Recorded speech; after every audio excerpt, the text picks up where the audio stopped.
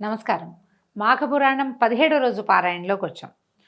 కప్ప రూపాన్ని వదిలిన మునికన్యక లాంటి స్వరూపంలో ఉన్న ఆమె తన కథని గౌతమ మహర్షికి తెలియజేస్తుంది. ఈ కథని మనము వశిష్ఠ మహర్షి ద్వారా దిలీప మహారాజు వింటున్న కథగా చెప్పుకుంటున్నాము. అయితే ఈ అమ్మాయి ఏం చెప్తుందట? ఆ స్త్రీ, ఓ మహర్షి, మాది గోదావరి నదీ తీరాన ఉన్న ఒక కుగ్రామం. 30 నిమిషాలలో నొప్పి లేకుండా వేడికో స్వయం చికిత్స ఆవేశ హాస్పిటల్ హైదరాబాద్. నా తండ్రి పేరు హరిశర్మ, నా పేరు మంజుల. మాది సద్బ్రాహ్మణ వంశం. మా నాన్న సదాచార సంపన్నుడు. నన్ను కావేరీ నదీ తీరం నందున్న జ్ఞానానందుడు అనే వానికి ఇచ్చి పెళ్లి చేశాడు. నా భర్త వేదాంగ కోవిదుడు, మహాజ్ఞాని. పెళ్లి కాగానే నన్ను అత్తవారింటికి పంపించారు. మా కాపురం 3 పువ్వులు 6 కాయలుగా సుఖంగా గడిచిపోతోంది. ఇంతలో మాఘమాసం ప్రవేశించింది. అంతటి నా భర్త, మంజుల, మాఘమాసం ప్రవేశించింది.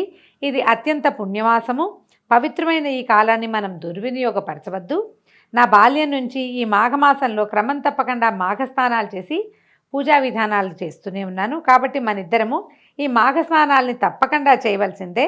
ప్రతిదినము కావేరీ నదిలో స్నానం చేసి పూజలు చేయి. ఈ నెల రోజులు ప్రతిదినము ప్రాతకాలమందే లేచి కాలకృత్యాలు తీర్చుకొని సూర్యోదయం అవుతుండగా నదిలో స్నానం చేద్దాము. నది వద్దనే శ్రీ మహావిష్ణువు యొక్క ప్రతిమను, లక్ష్మీనారాయణుల యొక్క ప్రతిమను ఉంచి పూజ చేద్దాము. ధూపదీప నైవేద్యాదులతో, సుగంధ పరిమళ ద్రవ్యాలతోనూ, పుష్పాక్షతలతోనూ, మిక్కిలి భక్తి శ్రద్ధలతోనూ పూజించి నైవేద్యం ఇచ్చి నమస్కరించి వద్దాము. తులసి తీర్థాన్ని పుచ్చుకొని పవిత్రులమవుదాం. ఇంటికి వచ్చిన పిదప మాఘపురాణాన్ని, శ్రీమన్నారాయణుని భజనలను చేద్దాం. మాఘపురాణం చదువుకుందాము, తర్వాత భజనలు చేసుకుందాము. దీనివల్ల మన ఇద్దరికీ పుణ్యఫలం దక్కుటేగాక నీ 5వ తరం కూడా వర్ధిల్లగలదు అని చెప్పాడు. ఇంత వివరంగా భర్త ఏం చేయాలి, మాఘమాసం వచ్చింది, ఇందులో ఏం చేయాలి? మొదట స్నానం చేద్దాం, తర్వాత నదీ తీరంలోనే పూజ చేసుకుందాం, తర్వాత ఇంటికి వచ్చాక భజన, తర్వాత ఈ మాఘపురాణ శ్రవణం పఠనము చేద్దాం మనం. కానీ ఈ భర్త చెప్పిందంతా విన్న నాకు విసుగు పుట్టింది. ఆ అమ్మాయి చెప్తోందనమాట, నా భర్తను చులకనగా చేస్తూ, ఏమిటి నేను తమతో పాటు ఈ చలిలో స్నానం చేయాలా? బాగానే ఉంది, ఏలేశ్వరం వెళ్ళినా శనేశ్వరం తప్పలేదన్నట్టు భర్త దగ్గర నా సుఖపడదామని వస్తే ఇక్కడ కూడా నాకు ఈ పూజా పునస్కారాలేనా? నేను రాలేను. పుణ్యం మాట దేవుడెరుగు. ఈ మాఘమాసం అంతా చలి విపరీతంగా ఉంటుంది. సన్నీటి స్నానం చేస్తే గుటుకుమంటం ఖాయం. కాబట్టి నేను రాలేను. అయినా ఎందుకు వచ్చిన ఈ పూజలు పునస్కారాలు? వీటి వల్ల ధన నష్టం, సమయ నష్టం తప్పిస్తే ఒరిగేదేమీ లేదు. కాబట్టి నా మాట విని నీ అభిప్రాయాన్ని మార్చుకో. సుఖంగా ఉన్న ప్రాణాన్ని దుఃఖాన్ని ఎందుకు పెట్టుకుంటావు అంటూ హీనంగా మాట్లాడాను.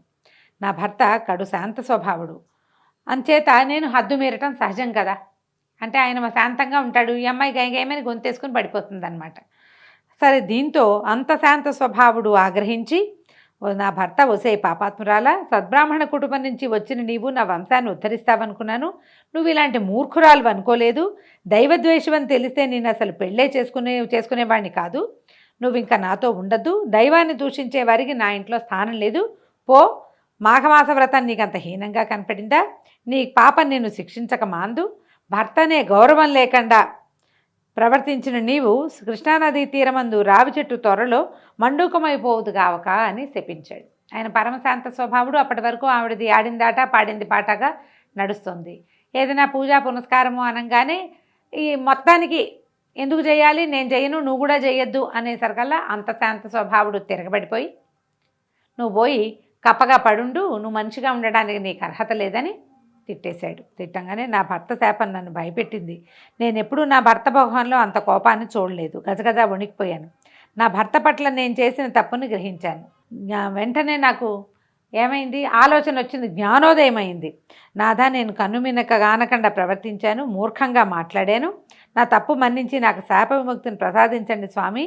నేను పశ్చాత్తాపంతో పరితపించిపోతున్నాను కనుక నా యందు దయించి మరలా మిమ్మల్ని ఎట్లా కలుసుకోగలను సెలవియ్యండి. అంటే ఇప్పుడు కప్ప అయిపోయింది, ఎంతకాలం ఇలా జీవించాలి? మళ్ళీ భర్తను ఎప్పుడు చేరతాను అని ఏడ్చి పరిపరి విధాలుగా నా భర్తని ప్రార్థించాను.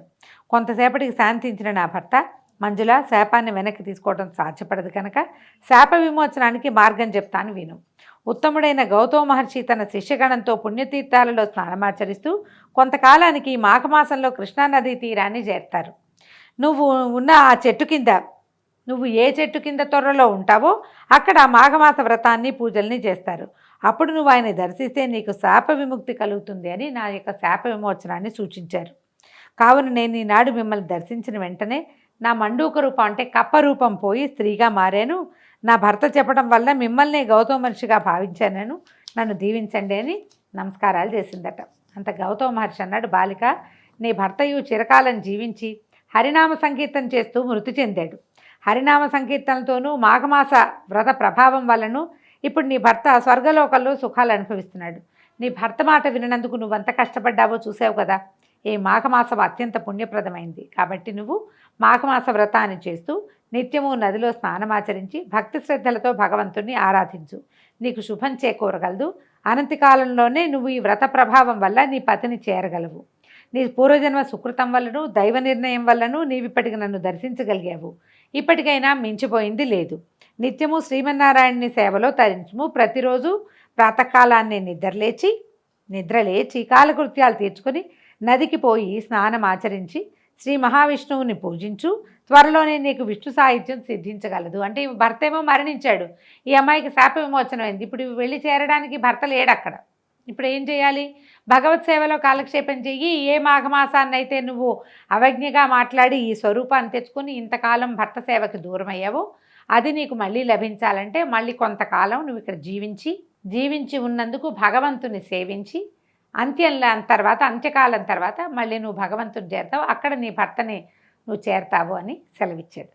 ఎవరైనా ఈ మాఘమాసంలో చెప్పిన ప్రకారం వ్రతం కనుక ఆచరిస్తే వారి సర్వపాపాలు హరించిపోతాయి.